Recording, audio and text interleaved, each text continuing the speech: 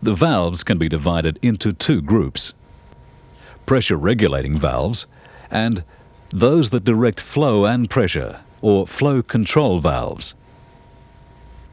Spool-type valves are suitable for pressure regulation in automatic transmissions, as variable pressures are needed.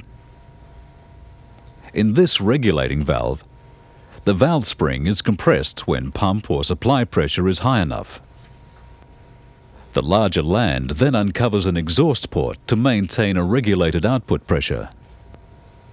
Similarly, with this regulating valve in a fluid circuit, the valve is forced downwards against its spring until it uncovers a port to another part of the circuit.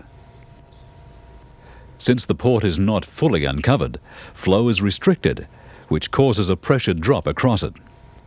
Fluid pressure in this part of the circuit falls below that of the fluid being supplied.